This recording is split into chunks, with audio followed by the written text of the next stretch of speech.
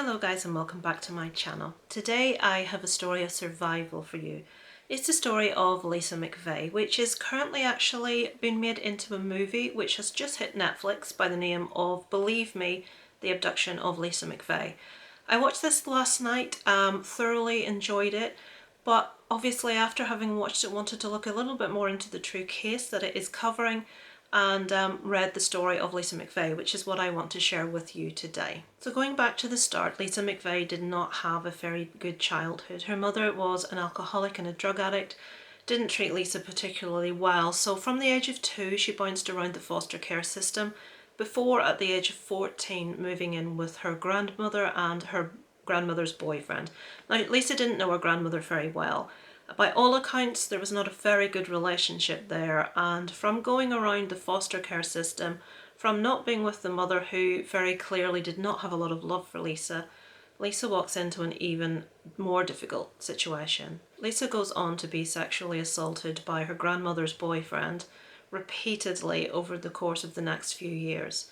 He actually even makes her change her surname McVey to Rhodes, which is his surname, and she is told that she must call him Dad while in public.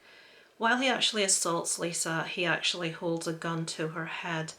She is going through just untold stress, untold abuse by this family. There seems to be no love for her anywhere. And Lisa makes the very upsetting decision to end her life. She has suffered too much. She just wants to go. She just wants to be at peace. And it's with this that she goes to the Krispy Kreme donut shop, which she works at, for her last shift. Now this is a double shift. She has been asked by her boss if she'll do the double shift, which she doesn't normally work, but Lisa just quite simply wanted to be away from the house for as long as possible. She was very well liked at work. She was a really good worker. She was really good with the customers. Her boss really respected her. And she leaves that evening after her shift at about 2 a.m. Now she lives about 8 minutes cycle away from the actual donut store, and she's actually offered a lift home by a colleague on that evening, and she says no, she's got her bike, and she feels, she says, more at peace than she ever has, and she just wants to enjoy that final bike ride home, because at the end of that bike ride, Lisa has decided that today, the 3rd of November 1984, is the day that she is going to take her own life. She has actually already by this stage written her suicide note, and she just drives home feeling, she says, more at peace than she has felt in a long time. As Lisa was cycling home, she passed a church, and this is just after 2 a.m. in the morning, and she noticed in the parking lot that there was a red coloured car, and she thought this was kind of strange at this time. Why is there a car in the church which is not open? And like you do, she kind of looked once or twice. As she looked, she noticed that one of the tyres on the car was different from the others. It had possibly been flipped around, or it was replaced by a different kind of tyre. Lisa was a very observant young woman. At this stage she is 17, and that will very much come into play later. So as Lisa is looking at the car in the parking lot and wondering why it's there, she is suddenly dragged off her bike from behind. A gun is put to her head and she hears a click. Now obviously being very frightened and taken very much unawares, Lisa screams, and the person that has pulled her from her bike is shouting and swearing at her and drags her into his car. And she notices upon being pushed into the car that there is a very, very large hunting knife within it. Obviously she already knows that the captor has a gun as she has felt it against her head, and Lisa is completely and utterly terrified. Now, as someone that was actually preparing to take their own life that very day, suddenly surviving just to Lisa seemed the most important thing in the world. She begged her captor not to kill her, and he answered that he wanted her to perform a sexual act on him, and if she showed him a good time, then he wouldn't kill her. Lisa, well used to abuse, well used to having to tolerate this kind of treatment, basically followed her captor's instructions. The captor blindfolded Lisa and tied her up in bed sheets. And this young lady at 17 years old, this is going back to 1984, we're not as aware of true crime then. I think there weren't so many shows, that it wasn't all over the internet, forensics was in its infancy, so we didn't hear about it so much. But this young girl knew that she had to get as many clues as she possibly could if she were to survive this experience. When her captor blindfolded her, Lisa actually scrunched up her face to try to make it larger than it actually was, so that when the captor put the blindfold on and she relaxed her face again, it became slightly loose. So Lisa could see a little bit through the bottom of the blindfold when it was released. The captor went on to sexually assault Lisa in the car before deciding to take her home. Now, Lisa's captor did not allow for the kind of young girl that he had just picked up in his car, and that indeed she would go on to be his downfall. This 17-year-old who is bound, who is blindfolded in the car, who is no doubt terrified, was able to get her wits about her, and in those moments when the captor is driving to his apartment, she is able to tell what way they drove, what direction they turned, how long they drove in particular straight lines. She noticed that there was the word Magnum in the car. She noticed there was a green light on the dashboard. She was able to say that the floor of the car was heavily carpeted in a red carpet, which didn't appear to be the kind of carpet that was just there. It seemed to have been fitted. It was thicker than a usual carpet. She was even able to describe an issue that the car perhaps had, as it was making a constant knocking noise as it was driving.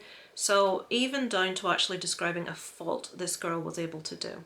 And as Lisa reached the destination and was about to be taken from the car by her captor, she thought about the possibility that she might not make it out of this, and if she didn't, she wanted people to know what had happened. She wanted this guy to be caught, so the only thing that she had on her that she could leave behind was a tampon. It was that time of the month. She left a tampon in the car with the hope that if anything happened to her, that the police would be able to find out what her last moments were, where she was, what had happened and who done it. So when the car stopped and Lisa was removed from the car, she saw some woods ahead of her, and she made the effort to walk in this direction. She thought this was it. She thought that he was going to kill her. He pulled her back and said, "No, you're going the wrong way," and led her forwards towards what would be his apartment. Lisa says as the door was open, she was very much overwhelmed by the smell of paint. It seemed to be quite a sterile, quite a clean environment. She also tried as best she could to take in some of her surroundings through what little she could see. She was able to look down and tell that there was green flooring. She had seen her captor open the apartment and she knew that he was a white male, and she was able to say that he had dark hair. When they went into the apartment, the captor actually took Lisa into the bathroom and washed her, treating her almost like a girlfriend. When they were there, she was able to notice that there were dark hairs in the shower, hence she knew that he was dark-haired. And she decided at that time, I think it had occurred to Lisa that she was perhaps brighter than this guy that had abducted her, and she was going to use all of her wits to try to get out of the situation. He went on to tell her in conversation that he didn't just do this to her, he had done this to many, many other girls, because he had had a really bad breakup and had been treated really badly by his ex-girlfriend. And Lisa, in this moment, suddenly decided what her plan was and what she was going to do. She used reverse psychology on her captor, and she told him that she was really sorry to hear what had happened, that no one needed to know how they had met one another, that was just unfortunate, and that she would like to be his girlfriend. Now, the captor maybe didn't instantly fall into this sort of acceptance of what she was saying, but this obviously played around in the head of her captor. They sat down together and they watched some TV while they had tea, and as they were sitting in front of the TV, a news article came on detailing Lisa's disappearance and the fact that she was missing. As Lisa listened to her story on the news, she decided at that moment that she was going to survive, that this was not going to beat her, that one way or another she was going to leave this apartment.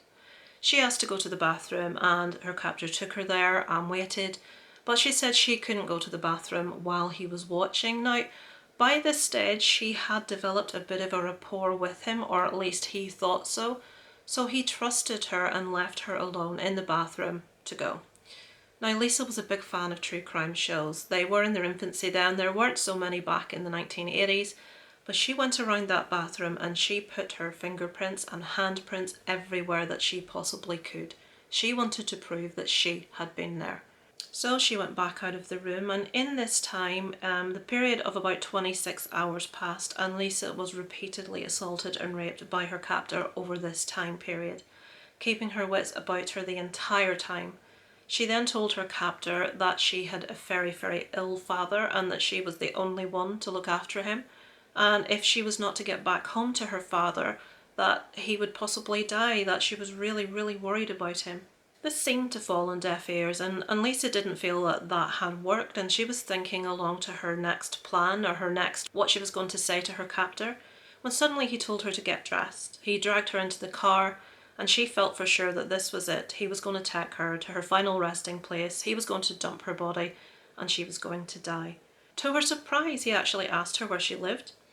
He drove to a local gas station and left the car and went to use an ATM. As he did this, Lisa was able to see and confirm that indeed, yes, he had dark hair. She was able to sort of see his stature, that he was quite a broad man, his height, and obviously she already knew he was white, but all this she was able to confirm. She stayed in the car. She didn't try to run. He got back in the car and drove towards the intersection that Lisa had asked him to drop her off at. She was beginning to recognise her neighbourhood, but he drove straight past that intersection. Lisa was saying, "You've gone past," and she started to worry that he's not going to let me go. But she directed him back to the intersection by pretending that, not that he'd done it on purpose, but that he just missed it accidentally, and somewhere in this captor's head he must have actually started to trust Lisa. He took her back, he dropped her at the intersection, he told her to wait 5 minutes, and he drove off. Lisa was free. She stood there for the 5 minutes that she was asked, utterly terrified that someone would come, that he would come back. When those 5 minutes passed, Lisa pulled down her blindfold, and one thing that she says, there was an oak tree in front of her, a beautiful oak tree, and for some reason, upon looking at the tree and its branches, that she knew she was going to survive and she was going to be okay. That tree resembled life to her. She started to run. She sped up as every car passed her, and she ran straight back to her grandmother's house. It was November 5th and it was about 4 a.m. She walked through the door, obviously going to tell what horrible experience she'd been through, what had happened. Her grandmother instantly did not believe her. And all that Lisa got for what she'd been through was a beating from her grandmother's boyfriend. After she'd been beaten by her grandmother's boyfriend, the grandmother said, "Well, I suppose we're going to have to take her to the police and tell them what she's saying." So the police were called and Lisa told her story. Now, in the actual Netflix movie, it's very much put across that none of the police officers believed Lisa, that they thought she was a fantasist, that she thought she was doing it for attention. Her very own family didn't believe her. Now, I'm not entirely sure if that is true. I couldn't find proof of that in research, so we will say the police probably did believe her. Lisa went on to tell the story. She went on to describe her captor. At one stage, the captor had made her touch his face. Now, in the movie, it's put across as she touched his face, but when I researched, it said he made her touch his face. She was able to say that he had pockmarked skin, that he had a moustache, that he'd had a haircut recently. She had, obviously, his hair colour. She was able to say he was white. She was able to say he was of a large stature, but not overweight, quite broad. All of this information she was able to give to the police, and much more than they would expect her to be able to give. She gave details of that car journey, of what direction they went, even along street names in some cases. She was able to mention the word Magnum on the car, the fact that it was a red car, so they knew from description they were looking for a red Dodge Magnum.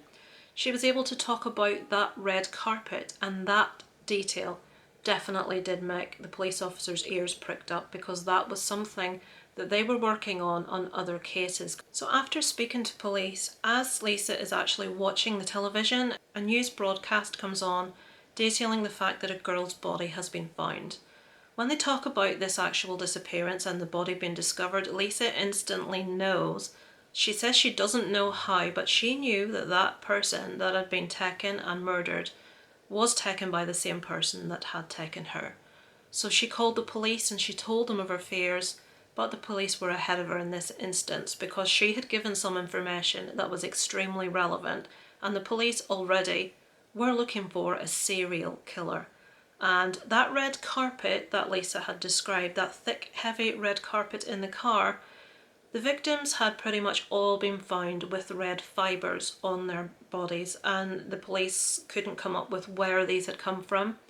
When she described being abducted from the street and read carpet in the car, the police obviously immediately thought this girl quite possibly has escaped from this serial killer.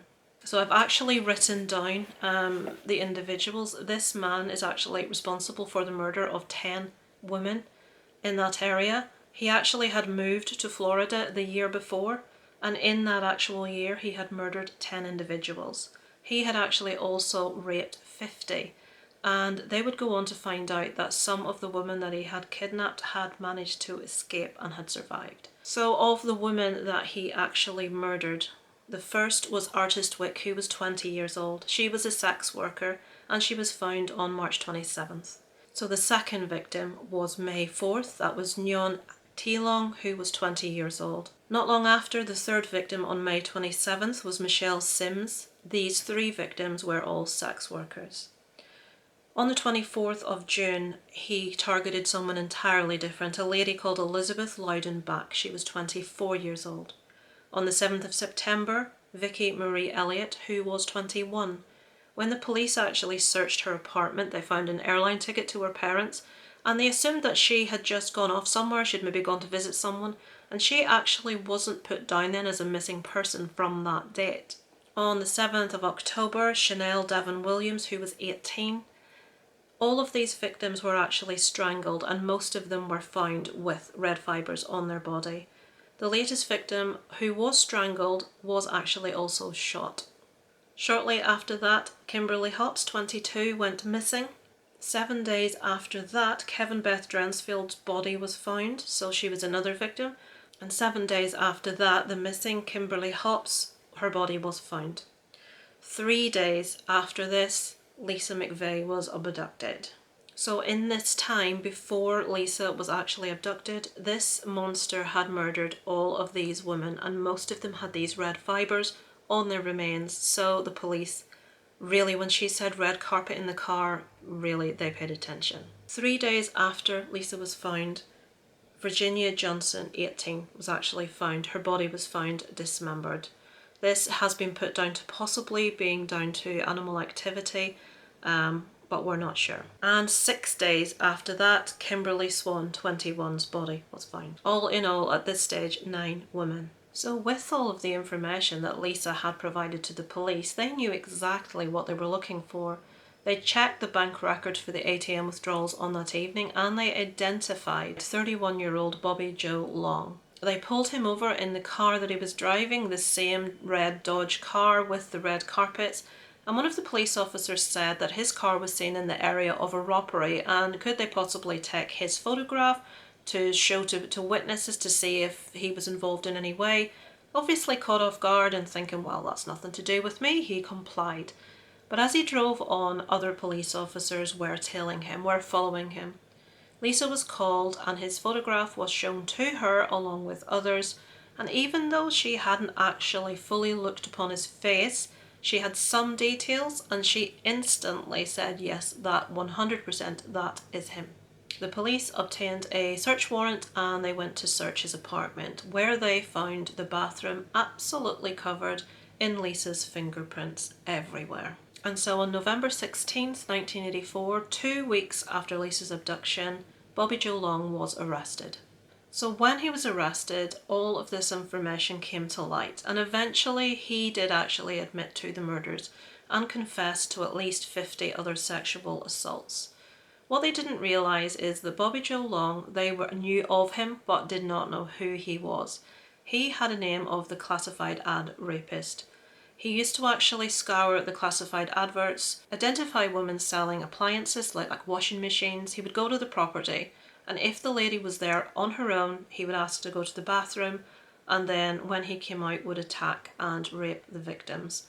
They had no leads on this guy, they did not know who he was, but now that Lisa had told her story, that had given all that evidence, not only was this classified ad rapist caught, this murderer of all these women was also apprehended. They also found 2 more survivors of Bobby Joe Long. Mary Hicks, who was attacked between the first and second victims, and Lyndon Nuttall, who was attacked between the third and fourth victims.